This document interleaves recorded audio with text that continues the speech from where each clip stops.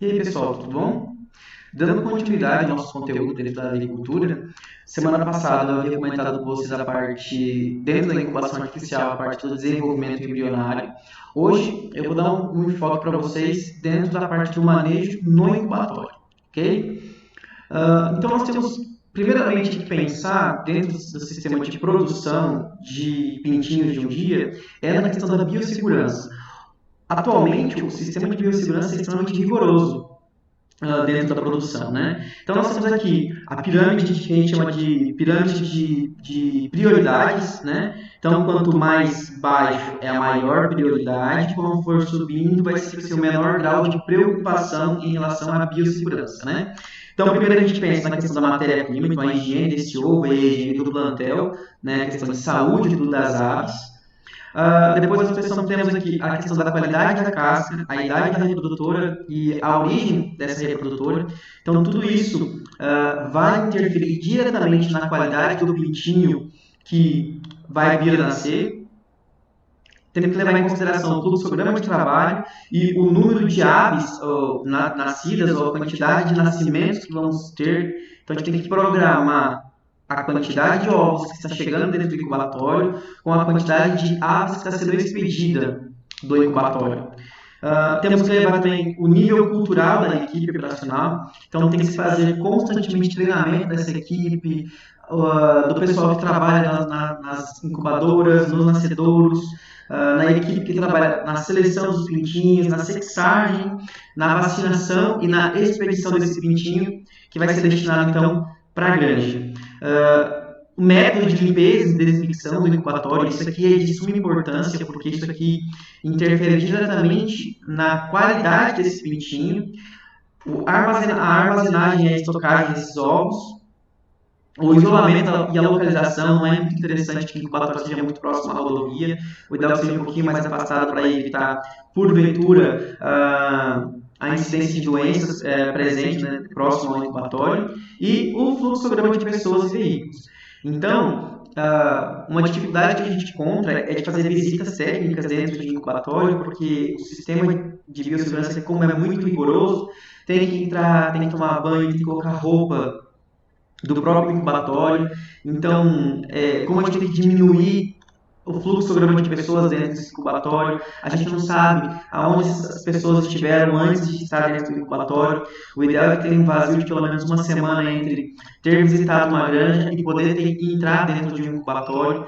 Então, é muito rigoroso. Então, por isso que é muito difícil a gente conseguir ter acesso a visitas em incubatório. Então começa aqui pelo vestiário. Então toda vez que entra dentro do incubatório tem que tomar banho, tem que lavar cabelo, não pode entrar de anel, brinco, corrente, nada disso pode ser utilizado. O ideal é que os homens não tenham barba, o ideal é que seja sem barba, e as mulheres sempre de cabelo amarrado. Então tem que tomar banho toda vez que entrar e sair de dentro do incubatório.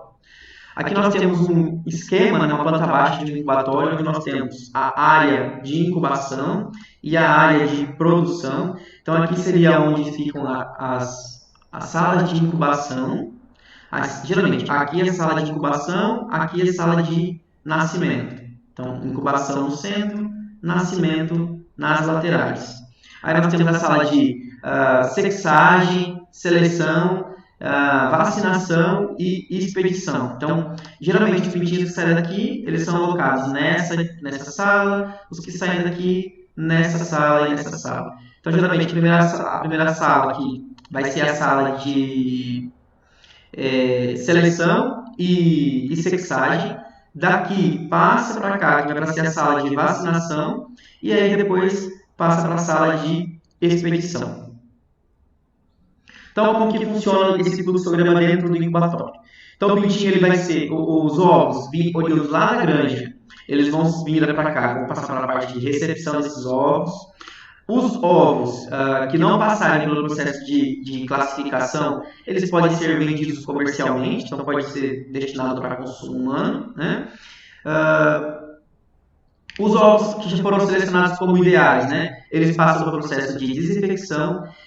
Desse processo de desinfecção, eles vão para a sala de ovos. Nessa sala de ovos, eles são mantidos para poder reduzir a temperatura. Depois de reduzir essa temperatura, vai para a câmara fria, aonde vai ficar armazenado. Tá? Então, sempre vão ficar armazenados em câmara fria. Lembra que na semana passada eu havia comentado a questão do zero fisiológico?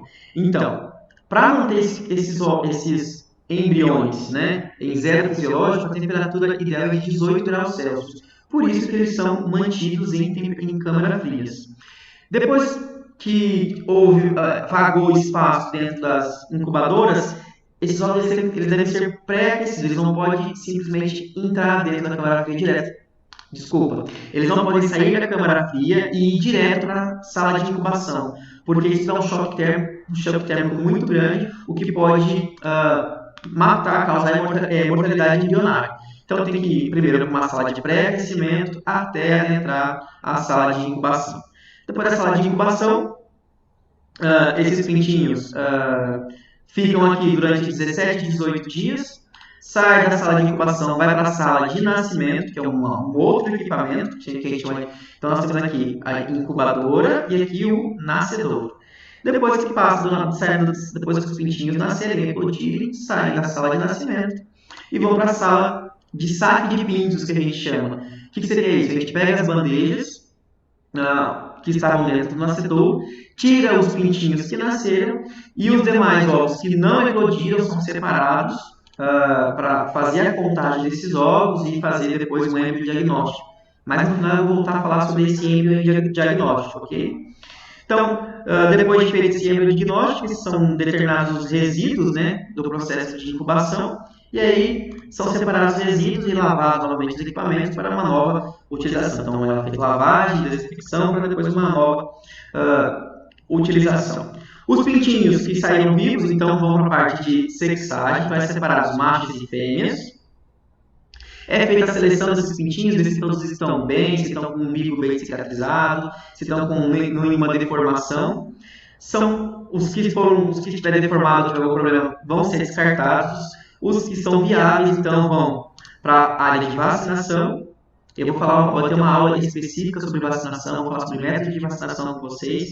Então, mais no final da disciplina, a gente vai ter uma aula só sobre vacinação, tá? Depois desse processo de vacinação, então, esses pintinhos são identificados, colocados em embalagens próprias, né? Geralmente são em caixas de 100 pintinhos, então, geralmente é meio que padrão isso. E aí, esses pintinhos, então, vão para a parte de expedição, onde são distribuídos e tirada a nota fiscal certinho, e aí são alocados dentro dos caminhões de transporte e destinados para as granjas. Então, aqui nós temos uma imagem do caminhão, né, onde é feito o transporte dos ovos da granja para o incubatório. Então, é um caminhão baú isotérmico, né? Ele tem a questão da umidade e temperatura toda controlada, então existe processo de climatização nesses caminhões e um rastreador para poder ter o incubatório ter acesso por onde esse caminhão passou, porventura ter algum problema de quebra de ovos ou baixa na fertilidade, tudo isso é registrado nesses caminhões para que, se porventura tiver algum problema no processo de incubação, a gente conseguir rastrear de onde veio esse ovo, de qual é a propriedade, qual é a idade da matriz, tudo isso é identificado, tá? Como que funciona então a questão da temperatura? Vocês lembram que eu falei para vocês na semana passada do processo de desenvolvimento embrionário, né? Que a galinha faz a postura desse ovo, a temperatura corpórea da galinha é em torno de 40 a 42 graus Celsius, né? Então nós temos aqui até o momento da postura, esse embrião aí fica numa temperatura de 40 graus Celsius. Após a ovoposição, esses ovos ainda dentro do aviário são mantidos numa temperatura ambiente em torno de praticamente 35 graus Celsius. Quando é feita a coleta desses ovos nos galpões, eles são destinados para a sala de ovos. Lá na sala de ovos é uma sala climatizada com a temperatura de 20 graus Celsius. Quando esses ovos saem da sala de ovos e são transportados para dentro do caminhão, então a temperatura do caminhão é constante em torno de 22 graus Celsius. Quando chega no incubatório, naquela sala de recepção, esses ovos são mantidos a uma temperatura de 20 graus Celsius. Depois de fazer toda a parte de seleção desses ovos lá no incubatório, eles são mantidos, então, a uma temperatura de 18 graus Celsius. Então, essa aqui é a temperatura do zero fisiológico que eu havia comentado com vocês. Se tiver a temperatura abaixo de 18 graus Celsius, vai causar mortalidade embrionária, e se tiver temperaturas acima desse valor, pode dar continuidade no desenvolvimento embrionário, o que vai ser prejudicial depois no momento do nascimento, na janela de nascimento. Guarde esse nome, janela de nascimento, que eu vou voltar a falar sobre isso. Então, quando esses ovos eles chegam dentro do galpão, eles são desinfetados. Então, tem um processo de fumigação, né? Então, usa paraformaldeído ou formol mais permanganato, ou uma mistura de paraformaldeído, ou uma mistura, desculpa, de formol mais permanganato de potássio, que vai causar, ou em alguns casos, gotículas ou até mesmo fumaça. Então, a gente chama de feita a fumigação em todos esses ovos quando chegam dentro das granjas para dentro do incubatório, com o intuito de diminuir a carga de patógenos oriundos desse transporte. Então, na sala de ovos, então há recebimento dos ovos, é feita a conferência da carga para se ter ideia da quantidade de ovos, é feita a identificação desses ovos com o lote, a idade da matriz, de onde vem esses ovos, qual é a granja, de onde veio esses lotes. Então, tudo isso é feito, uma identificação e colocado nesses carrinhos onde esses ovos são armazenados. Tá? E aí é feito, então, o preparo para a incubação, que a gente vai lá armazenar esses ovos na câmara fria. Lá na sala de ovos, então, é feita uma classificação desses ovos. Então, se tiver ovo muito grande, esses ovos são retirados. Se tiver ovo sujo, esses ovos também são descartados. Se tiver ovo trincado, também é retirado. Então, a gente tem que manter apenas ovos normais. Então, ovo muito grande, ovo sujo, tira. Ovo com alguma deformação, tira. Ovo muito pontiagudo, também tira. Ovo muito arredondado, também tira. Então, esse aqui é o ideal para manter esses ovos para serem então incubados. Então, eles são identificados, né? Então, aqui, ó, tem toda a identificação, a idade da matriz, da onde que veio esse ovo, tudo a gente identifica no próprio ovo mesmo, tá? E qual é a finalidade de fazer estoque de ovos, né? Onde que a gente se estoca? Qual é a forma de estocagem? Vou comentar sobre cada uma dessas coisas com vocês. Conforme a gente vai ter, aqui tem um gráfico que eu vou mostrar para vocês, conforme a gente vai aumentando o período de estocagem desses ovos, vai se diminuindo a eclodibilidade. Então, não é interessante estocar esses ovos por muito tempo. Hoje, a gente tem trabalhado com estocagem de torno de 2 até no máximo 6 dias, tá? Que a gente consegue ter uma viabilidade interessante ainda de eclodibilidade. Passou de 6 dias, já não é muito interessante, porque cai muito a eclodibilidade e você acaba ocupando espaço na incubadora de ovos que não vão nascer. Então, por que a gente estoca esses ovos? Primeiro, muitas vezes a gente pode não ter espaço dentro das incubadoras.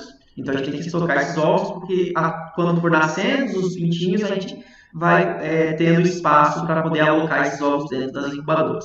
Aonde eles são estocados? Então, esses ovos geralmente são estocados naquelas câmaras frias que eu havia falado para vocês, para poder manter o zero fisiológico na temperatura de 18 graus Celsius. E a forma de estocagem? Geralmente, a gente já estoca esses ovos nos próprios carrinhos que vão ser vão ser alocados dentro das incubadoras, com o intuito de evitar se manipular muito esses ovos. Então, é feita a classificação, já colocada nas bandejas próprias da incubadora, já coloca dentro dos carrinhos e já são armazenados dentro das câmaras frias, dentro do próprio carrinho. Tá? Para quando tiver que fazer a retirada do carrinho das câmaras frias, fazer o pré-aquecimento, já faz tudo no próprio carrinho mesmo. Então só fica com som de rodinhas, fica muito mais fácil o transporte e a circulação desses ovos dentro do incubatório. O que a gente deve controlar dentro do processo de incubação? Então, os principais parâmetros que nós temos é a temperatura, umidade, ventilação e viragem. Mas por que a gente tem que virar esses ovos? Na natureza, a ave, quando ela está chocando os ovos, ela se mexe. Então o ovo ele se movimenta. E é uma forma também de evitar que esses ovos, o embrião, ele fica grudado na casca.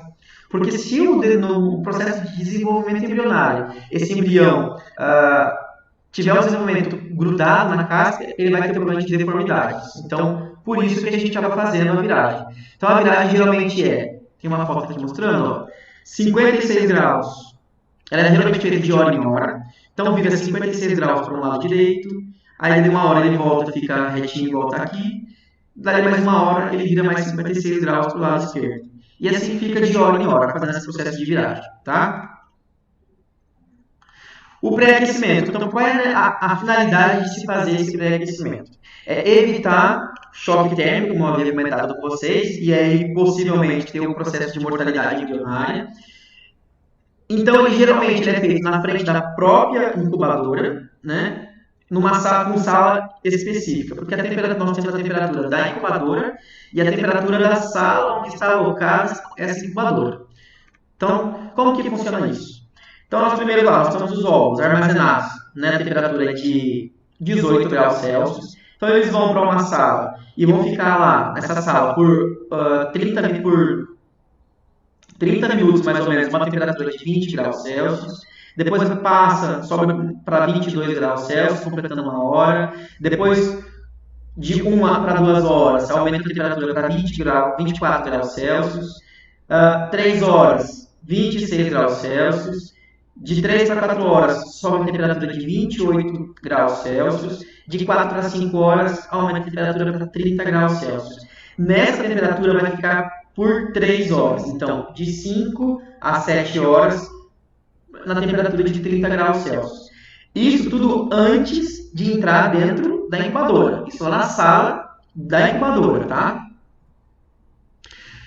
E aí chega o momento de colocar esses ovos dentro das incubadoras. Existem 2 tipos de incubadora. As incubadoras de estágio único e as incubadoras de estágio múltiplo.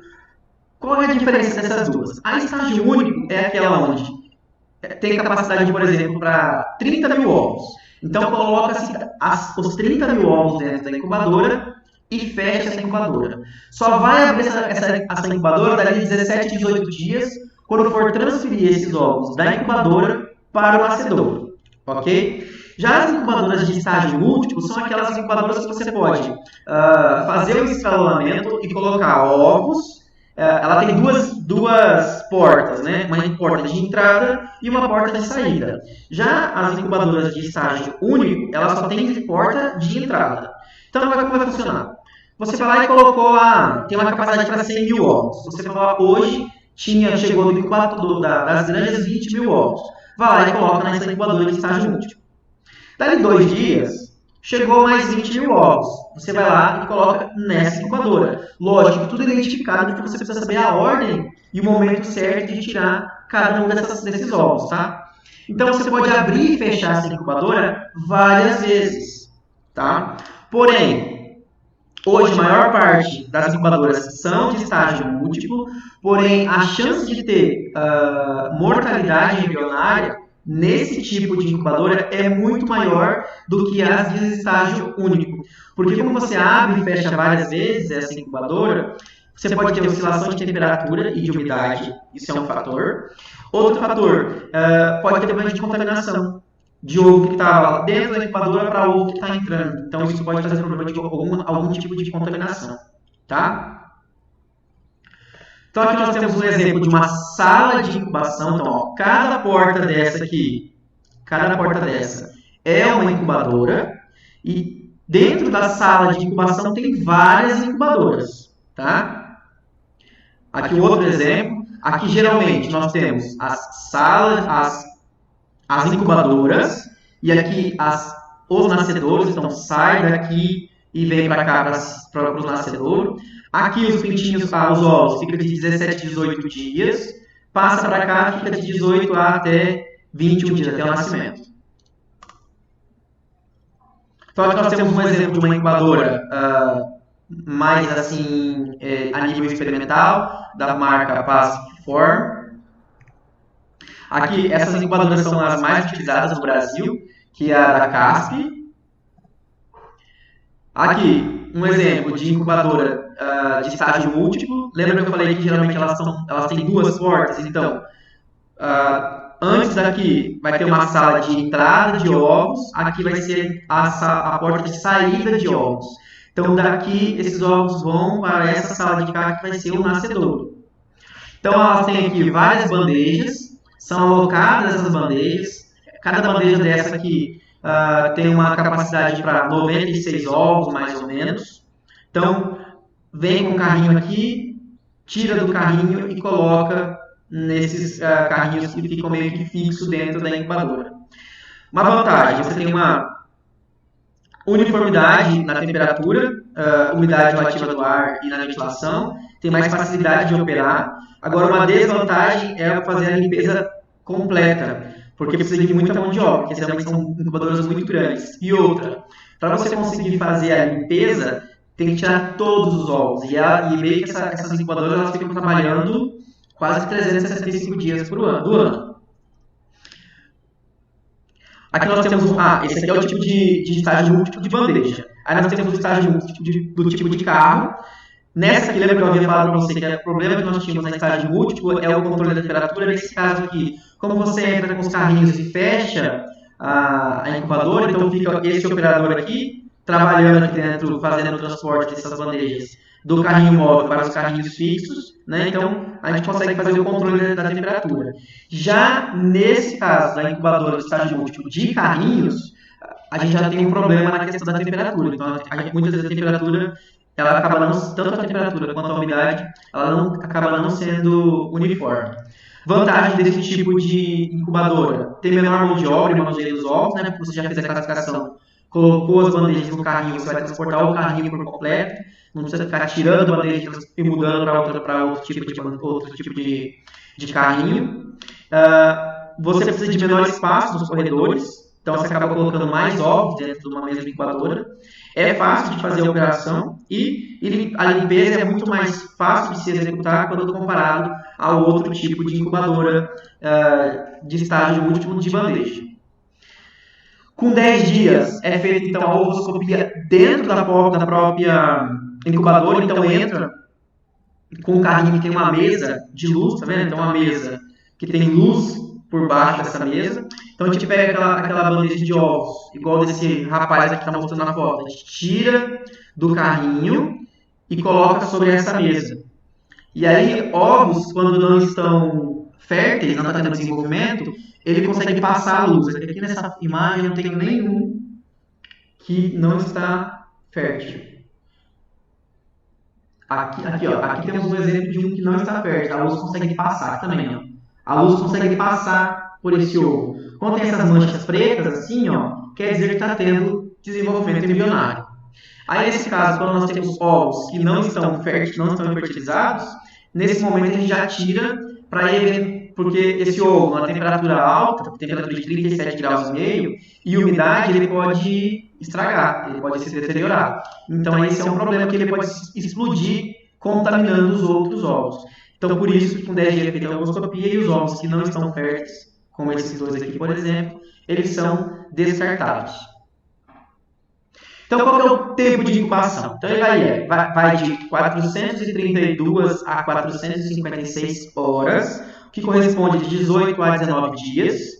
A temperatura dessa incubadora ela deve ser constante em 37,5 graus Celsius e umidade relativa do ar de 55 a 60%. Algumas variações que podem acontecer devido ao tipo de ovo, né? Então, geralmente, ovos de casca branca, eles têm 1 a 2 horas a menos de incubação do que ovos de casca vermelha. Por que isso? Geralmente por causa da espessura da casca. Ovos de casca marrom tendem a ser mais rígidos, né? Então, tem maior dificuldade do pintinho bicar esses ovos e eclodir, então por isso que ele acaba ficando mais tempo dentro da incubadora. O tamanho do ovo também interfere, então ovos maiores, eles tendem a demorar um pouquinho mais para nascer.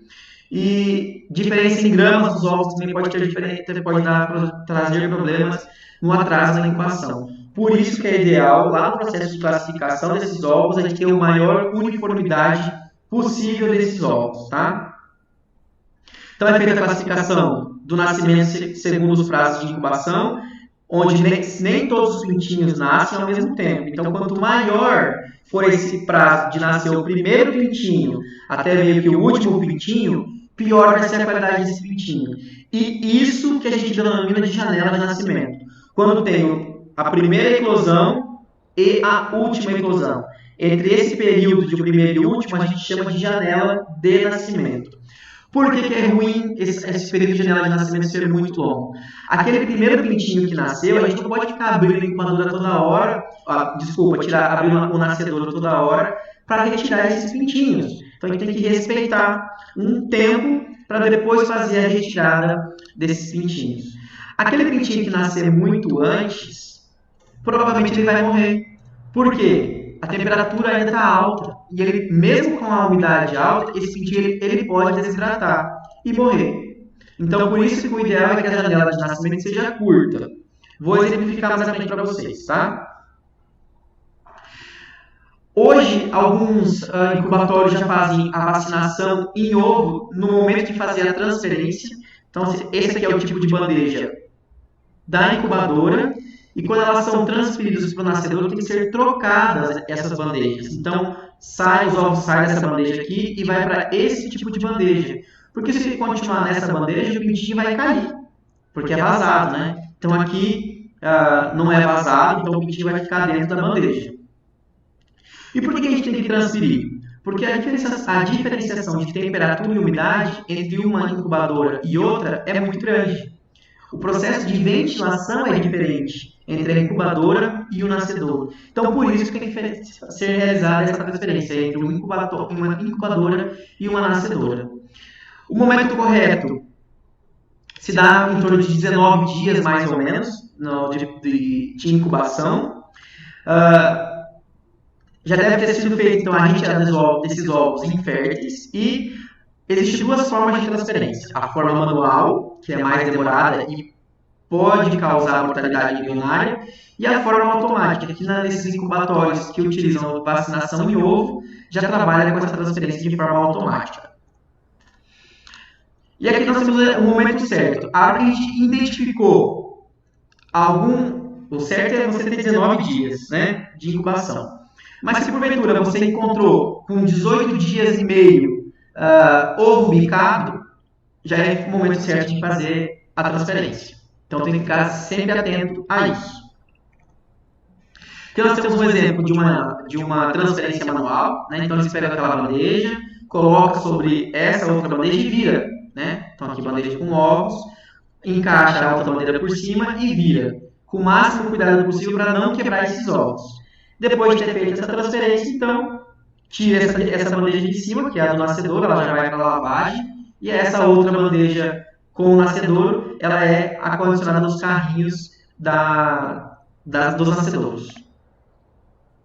Aqui nós temos um exemplo de bandeja automática, transferência automática. Aqui é onde tem o processo de vacinação, então vai ter umas ventosas que vai se grudar sobre os ovos. Nesse momento, uma microagulha perfura a casca e já injeta a vacina no embrião, tá? Existem algumas outras empresas que só têm as ventosas para transferência, acaba não fazendo a vacinação. Mas eu digo para vocês que hoje no Brasil, acho que mais de 90% dos incubatórios já trabalham com vacinação em ovo. São só aqueles incubatórios muito pequenos que não utilizam vacinação em ovo. Quando eu falar sobre métodos de vacinação, eu vou voltar a falar para vocês sobre essa transferência e como é feito essa vacinação em ovo, ok? E aí chegamos nos nascedouros. Quais são os parâmetros ideais em questão de temperatura, umidade relativa e o tempo? É a mesma coisa a questão de umidade e temperatura da incubadora? Quando a gente sabe se já está pronto, que já está na hora de tirar esses ovos de dentro da incubadora? E aí como que é feito esse processo de seleção? Então, um exemplo aqui do nascedor. Lembra que eu havia falado para vocês que existe uma diferença, principalmente em questão da ventilação? Tem que ter muita ventilação dentro dos nascedouros. Então, por isso que existe diferença entre a incubadora e o nascedouro, porque essa ventilação vai ser de suma importância para a secagem dos pintinhos e finalizar a cicatrização do umbigo. Lembra que semana passada nós falamos que é importante essa questão da cicatrização do umbigo? Então, depois que o pintinho nasce, a cicatrização está muito sensível. Então, por isso que é importante que tenha uma boa ventilação para fazer que esse pintinho ele fique sequinho e aí termine esse processo de cicatrização. Então, o tempo que ele fica no nascedouro varia de 48 a 72 horas, então de 2 a 3 dias. A temperatura aqui é 1 grau a menos do que no nascedouro. Aqui a temperatura é de 36,5% e a umidade ela eleva um pouquinho, vai para 70%. Por que é feito isso? Se a gente diminuir muito essa temperatura, os pintinhos vão desidratar. Então, por isso que é importante ter uma umidade aí em torno de 70%. E aqui nós temos aqui um exemplo da questão da janela de nascimento que eu havia comentado com vocês. Então, nós temos aqui o período de 17 a 18 dias, que é um período bastante crítico dentro do processo de incubação, que é onde a gente tem maior índice de mortalidade embrionária. Então, não é muito interessante fazer a transferência nessa idade, apesar de ter incubatórios que acabam fazendo transferência nessa idade, mas não é o recomendado. O recomendado é fazer essa temperatura com 18 dias e meio, 19. Então, a gente vai lá, com 444 horas de incubação a 456 horas de incubação. Então, esse aqui é o período ideal de se fazer a transferência. Passado isso, então 21 dias é onde o pintinho teoricamente vai eclodir. Pode acontecer que seja um pouquinho antes ou um pouquinho depois. Então a gente meio que preconiza o ideal de retirar esses pintinhos de dentro da incubadora com a coleta em torno de 508 horas. Então esse é o ideal. Deu 508 horas no período de incubação total, desde da incubadora e do nascedouro, é a hora de abrir esse nascedouro e retirar esses pintinhos. E o ideal é que esses pintinhos comecem a eclodir com 492 horas. Então ele vai ficar aí de 492 horas até a 508. Então vai dar em torno aí de 10 horas. 10, 8... Não, dá 16 horas. De 492 a 508, período de 16 horas. Esse é o período ideal de janela de nascimento. Pode se estender um pouquinho? Pode, não tem problema. Mas quanto mais se estender, pior vai ser, porque você vai piorar a qualidade desse pintinho. Vai ter mortalidade depois do nascimento, o pintinho vai ficar mais fraco, pode ter problema de mortalidade no transporte desse pintinho do incubatório para dentro da granja. Então não é muito interessante que essa janela de nascimento se prolongue muito, tá? Aceitável é de 480 até os 508, tá? Tem que dar em torno de 28 horas de nascimento. Depois, então, que esses pintinhos eles saem da sala de nascimento, eles vão para a sala de coleta de pintos, que a gente chama. Então, a gente tira todos esses pintinhos, os que estão vivos, né, das bandejas de nascimento, tira esses pintinhos, o que sobra, que a gente chama de resíduo de incubatório. Então, a gente conta quantos ovos não nasceram, porque geralmente a gente tem um padrão, né, de 96 pintinhos por caixa. Então a gente conta quantos ovos não eclodiram. Esses ovos são separados e identificados para posteriormente fazer o embriodiagnóstico. Se por acaso nasceu todos os pintinhos, esses pintinhos são retirados e aí é descartado esse resíduo, as cascas que ficam, né, do nascimento são descartados para posteriormente virar farinha. A gente vai acabar utilizando esse resíduo de incubatório para fazer farinha, que vai ser utilizada depois como ingrediente de ração. Depois de separar esses pintinhos, é feita então a seleção, ver se todos eles estão bem, se estão saudáveis, se estão com o umbigo bem cicatrizados, se não estão com problema de deformidade. Então é feita uma seleção desses pintinhos. Verificar a formação do bico, se está certinho, se não tem bico torto, se todas as patas têm todos os dedos, se não tem dedo torto, se as plumagens estão bem secas, bem macias. Se o tamanho está uniforme, se de repente tiver um pintinho de tamanho desuniforme, geralmente esse pintinho ele vai ser descartado. A questão da cicatrização do umbigo, né, tentar o mais sequinho possível. O olho, se está bem arredondado, bem brilhante. Então, se os pintinhos estão aí com um aspecto de saudável. Apenas esses pintinhos, então, devem ser destinados para o galpão. Então, lembra que eu falei para vocês que é feito a contagem daqueles ovos que porventura não foram eclodidos? Então, para a gente determinar a porcentagem de eclosão, a gente vai pegar a quantidade de pintinhos que foram nascidos naquela bandeja, dividido pelo total de ovos que foram incubados, multiplicado por 100. Nós vamos ter, então, a porcentagem de eclosão. A questão de eclodibilidade vai ser a quantidade de pintos nascidos dividido pelo número de ovos férteis incubados. Lembra lá atrás que eu falei para vocês que a gente é feita isso com a ovoscopia? Se por acaso esses ovos, dessas bandejas, foram retirados algum ovo, deve ser identificado para depois a gente determinar a eclodibilidade. Porque a quantidade de eclosão é um parâmetro e eclodibilidade é outro parâmetro. Assim como a fertilidade. Então, todos esses parâmetros a gente tem que levar em consideração. Primeiro, eclosão. Isso aqui pode ter um problema de incubadora, problema de transporte, que pode interferir no problema de eclosão.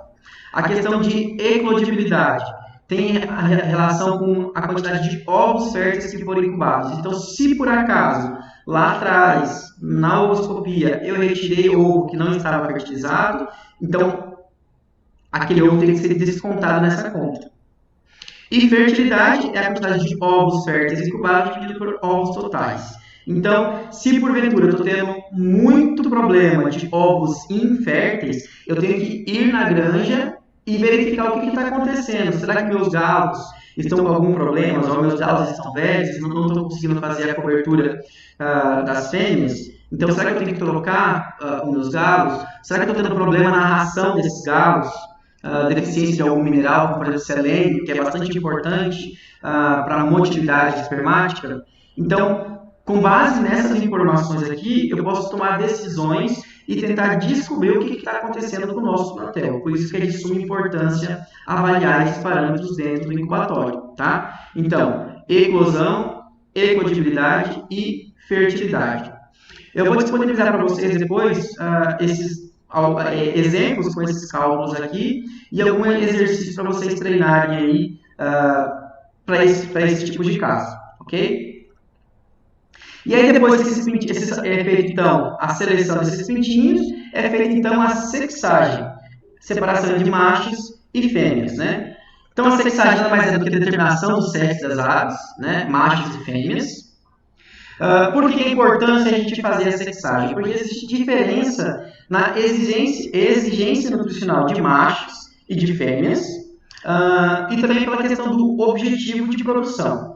Então, aqui pensando na exigência, então, são dados retirados das tabelas brasileiras de aves e suínos, onde nós temos aqui exigência de frango de corte de desempenho superior machos e fêmeas. Então, vocês vão ver aqui que o peso médio para os machos são maiores do que para as fêmeas. A exigência de proteína para macho aqui, ó, de 1 a 7 dias é de 22,4% de proteína bruta. Já para as fêmeas é de 22% de proteína. E conforme vai ficando mais velho, está mudando também. Ó, o período de 22 a 33 dias. Exigência de proteína para macho de 19,8%. Para a fêmea, 19,2%. Ah, professor, mas é 0, alguma coisa de diferença. Sim, mas 0, alguma coisa traz muita diferença. Um outro exemplo que nós temos de diferenciação aqui é na exigência de metionina e cistina. São aminoácidos que são bastante importantes para o desenvolvimento da pena das aves, né? Então, as fêmeas, elas são muito mais exigentes em questão de metionina quando comparado aos machos. Então, por isso que é importante a gente fazer a sexagem e trabalhar com lotes separados e não com lotes mistos. Apesar de existir empresas que trabalham com lotes mistos, tá?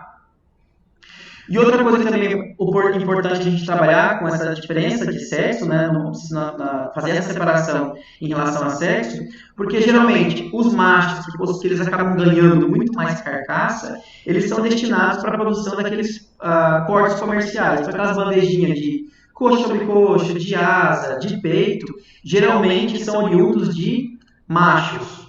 Já aqueles frangos inteiros, né, que a gente encontra, antigamente se encontrava muito mais, hoje em dia menos, mas que se encontra ainda no mercado, frango inteiro, ou então o frango do tipo griller, que é aquele ou o famoso galeto, que a gente, aqui no Brasil, a gente não tem muito hábito de consumo desse tipo de categoria de ave, né? Geralmente a gente trabalha só com animais inteiros ou os cortes, mas o mercado europeu e o mercado do Oriente Médio, eles acabam consumindo bastante esse tipo de frango. E a gente, uma boa parte da nossa produção é destinada para esse mercado. Então a gente acaba produzindo esse frango do tipo griller. Então aquele franguinho que é criado até ele chegar ao peso de 1,3 kg, 1,4 kg, que após você fazer o abate e a evisceração, fica um franguinho inteiro aí com peso aí de 1 kg. Então geralmente a gente acaba utilizando as fêmeas para fazer esse tipo de frango. Mas também a gente utiliza as fêmeas para fazer corte comercial também, tá? As fêmeas não são só destinadas para esse tipo de categoria, não. Aí eu pergunto aqui para vocês, na opinião de vocês, quem vocês acham aqui que é o macho e quem que vocês acham que são a fêmea? Será que visualmente, a gente olhando, a gente consegue identificar aí quem é macho e quem é fêmea? Será que esse aqui é macho e esse aqui é fêmea? Ou esse é macho e esse aqui é fêmea? É difícil a gente fazer, né, com um dia de vida, a gente conseguir fazer a sexagem apenas no olho. A gente consegue fazer depois, né, com essa gravidade um pouco maior, 14, 21 dias, a gente já consegue fazer a sexagem a olho nu. Mas, quando o pintinho nasce, é impossível fazer a sexagem a olho nu. Então, existem dois métodos de fazer a sexagem. Temos a sexagem pela cloaca e a sexagem pela asa.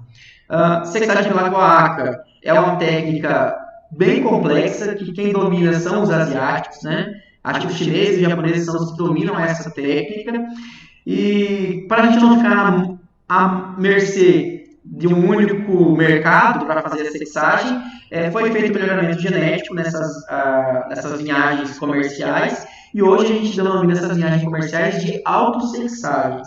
Então a gente consegue fazer a sexagem pela asa desses pintinhos, né? Então a sexagem pela cloaca é mais destinado hoje para avós e matrizes, né, com o intuito do melhoramento genético, que a gente ainda não consegue fazer nas avós pela asa, porque a gente está fazendo um melhoramento genético exatamente para isso, então a gente não consegue fazer nas avós, então obrigatoriamente tem que fazer pela cloaca.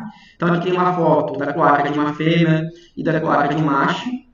Eu já fiquei horas com um macho e uma fêmea na minha mão, fiz a reversão da cloaca para tentar identificar, e para mim é a mesma coisa. Só que os japoneses e os chineses, eles olham, vira a bundinha do pintinho, aperta, olha, já sabe se é macho ou fêmea assim, muito rápido.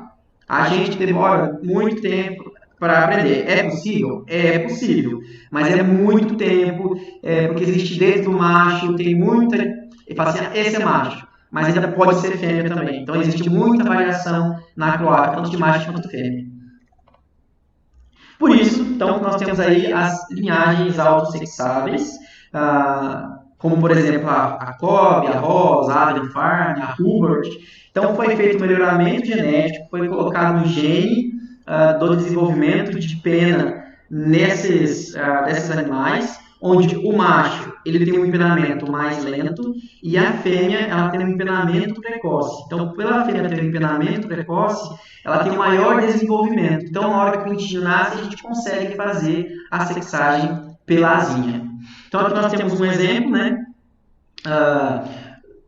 de uma asa de uma ave, que é formada por duas linhas de penas. Então, nós temos a parte de baixo, que são as penas primárias, e as de cima, as penas secundárias.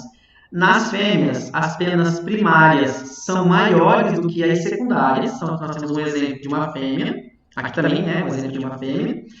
Já nos machos, as primárias e as secundárias geralmente são do mesmo tamanho ou as secundárias são maiores do que as primárias. Então aqui nós temos um exemplo de macho. Então aqui macho e aqui fêmea. Então tem uma fotinha aqui para exemplificar. Então aqui ó, a gente consegue ver a inserção das secundárias e lá embaixo a inserção das primárias. Então vocês conseguem ver que as primárias estão maiores do que as secundárias. Nesse caso aqui nós temos uma fêmea. E aqui nessa outra foto nós temos aqui a inserção das secundárias e a das primárias na parte de baixo. Ambas com o mesmo tamanho. Então nós temos aqui um macho. E como que foi feito esse desenvolvimento dessas linhagens autossexadas? Né? Então foi feito um melhoramento genético, foi aplicado um gene mutante, que a gente chama de gene K, no alelo Z. O que acontece? Diferente dos mamíferos, as aves, os machos que são homozigotos. Nos mamíferos, fêmeas são homozigotos, machos heterozigotos, né? Fêmeas XX, machos XY. Nas aves é o contrário. Então, os machos são ZZ e as fêmeas são ZW. Então, quando tem ZZ, vai ter esse gene mutante faz com que retarda o empenamento. Então, tem ZZ, diminui o empenamento. Quando só tem um único Z, vai ter um empenamento precoce. Então, é feito o melhoramento genético lá nas avós, né, com o gene mutante. E aí, quando tem homozigose, empenamento lento. Quando tem heterozigose, empenamento acelerado. Depois do processo de sexagem, então esses pintinhos, eles são alocados em bandejas, geralmente no número de 100 pintinhos por bandeja, e aí é feita então a vacinação. Então nós temos vacinação de Marek, Bolba, Newcastle, bronquite, gumboro, HVT e IBD e coccidiose. Então essas são as vacinas que são feitas no incubatório, tá? Só que tem vacina que é feita em ovo, tem vacina que é feita injetável e tem vacina que é feita por aspersão. Não vou falar sobre essas vacinas agora, porque eu vou falar uma aula específica sobre doenças e vacinação mais lá na frente. Então eu vou voltar a falar sobre cada uma dessas doenças e métodos de vacinação de cada uma delas, ok? Então aí nós temos um exemplo de vacinação injetável, então geralmente é feita na tábua do pescoço do pintinho. Tem as vacinações por aspersão, então coloca a bandeja nessa cápsula zona aqui, e aí tem a vacina aqui em cima, aí tem um pedal que o operador aciona, e aí, não sei se vocês conseguem ver, sai um jato de vacina aqui sobre os pintinhos. Vocês estão vendo aqui que o líquido está azul, então a gente acaba colocando pigmentante para a gente ver a uniformidade da vacinação. Então usa pigmentante azul, pigmentante verde, pigmentante cor-de-rosa. Então vocês vão encontrar vários tipos de cor aí de pigmentante. Ou os pintinhos quando chegam na granja, vocês vão ver várias cores aí, tá? Tem que ter dentro do incubatório uma sala específica de vacinação, onde ficam armazenadas essas vacinas, ou em botijão de nitrogênio, ou em geladeiras específicas para armazenamento de vacina. Deve também ter o lugar específico para poder manipular essas vacinas, fazer a diluição, fazer a inoculação do pigmentante. Então, tudo isso é de suma importância dentro do incubatório ter umas salas de vacina, tá? Para a gente preparar essas vacinas. Depois dos pintinhos então serem vacinados, eles são identificados nos lotes e alocados para a expedição e ser mandados então para as granjas. Então aí é identificado a quantidade de pintinhos, a quantidade de caixas para cada uma das granjas. Geralmente o caminhão quando sai para poder fazer a entrega de pintinho, ele sai para entregar para mais de uma granja, não é para uma única granja, então é feita a identificação, geralmente por cor de caixa ou número de caixas. Então, tudo isso os incubatórios têm aí como medida de rastreabilidade desses pintinhos e para onde esses pintinhos estão indo. O caminhão é um caminhão também climatizado, então tem que manter a temperatura quentinho aqui para os pintinhos e ventilação. E aí nós chegamos à questão do manejo sanitário desse incubatório, né? Então nós temos que pensar que é de suma importância a questão de controle de doenças dentro do incubatório, né? Então, tudo que entra dentro do incubatório, até mesmo roupa, quando eu vou fazer uma visita no incubatório, eu tenho que tirar até meu óculos, ele tem que passar por um processo de fumigação para depois eu poder utilizar esse óculos dentro do incubatório. Então é feita aí, tem a câmara de fumigação e a sala de ovos, é feita lavagem e desinfecção todos os dias dessa sala de recepção dos ovos. Câmara fria e a câmara de pré-aquecimento, é feita lavagem e desinfecção das paredes, teto do chão pelo menos uma vez por semana e lavagem do chão todos os dias. As demais salas, lavar e desinfectar o chão, parede e teto depois de cada dia de trabalho, então todo dia tem que ser lavado. Então, geralmente, as paredes dos incubatórios ou são de azulejo, ou hoje é aquela tinta emborrachada, né, que fica para facilitar a limpeza dessas paredes. Então, como recomendações gerais, exigir banho e troca de roupa toda vez que entra gente dentro do incubatório, fumigar todo o material que entra dentro do incubatório, colocar bandejas com desinfetantes nas portas de entrada do incubatório, então a gente tem que pisar geralmente, a gente coloca aquelas botas de borracha, tem que pisar nessas soluções de detergente, restringir ao máximo aqui, ó, o número de visitantes, por isso que é muito difícil a gente conseguir fazer visita técnica dentro do incubatório, e proibir o trânsito de funcionários fora da sua área. Então, quem trabalha na parte das incubadoras, fica na parte das incubadoras. Quem trabalha na parte da sala de seleção e expedição, trabalha na sala de expedição. Eles não circulam de uma área para outra, tá? A questão das incubadoras e as salas de incubação. Deve ser feita lavagem e desinfecção de todas as máquinas, interna e externamente, e da sala 2 vezes por semana. Limpar e desinfectar as paredes e pisos das máquinas depois de cada operação. Trocar o hidrômetro a cada uma vez por semana. Os nascedouros e as salas de eclosão. Fumigar o nascedouro antes da transferência e após a transferência. Fumigar os ovos transferidos depois que a temperatura do ambiente e a umidade relativa do ar atingir o seu normal. Então a gente coloca bandejas com formol. Então a gente faz toda a operação, coloca bandejas com formol e faz o processo de fumigação. E sempre controlar a temperatura e a umidade relativa do ar a cada 2 horas. Então tem um painelzinho lá onde fica mostrando a temperatura e a umidade. Então a cada 2 horas tem que ficar de olho nessa temperatura para ver se não está tendo oscilação, o que pode causar mortalidade embrionária. Então, o embriodiagnóstico, lembra que eu havia falado para vocês sobre a questão do embriodiagnóstico? Então aqueles pintinhos que não nasceram, aqueles ovos que não eclodiram, a gente tem que quebrar aqueles ovos e a gente vê para a gente ter uma ideia do porquê que está morrendo o pintinho, né? Então quebra todos os ovos para ver se o pintinho eles se desenvolveram, se morreram inicialmente ou tardiamente. Então tudo isso a gente tem que levar em consideração. Então esse embriodiagnóstico é uma ferramenta para avaliação dos padrões de mortalidade embrionária e determinação da causa dessa mortalidade. Então o sucesso para a produção de pintos de um dia depende de ótimas condições de eclodibilidade. Ovos férteis eles precisam receber uma correta ventilação, temperatura, umidade e viragem para que esse embrião se desenvolva adequadamente. Falha em uma dessas condições aqui pode provocar queda na eclodibilidade e variações nos padrões de mortalidade embrionária.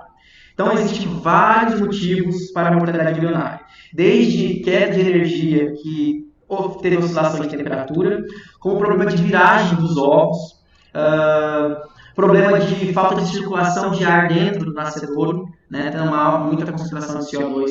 Então isso também pode causar mortalidade embrionária, porque apesar de a gente achar que não, mas o pintinho, ele respira dentro do ovo. Lembra lá que eu falei para vocês que ele bica a câmara de ar, né?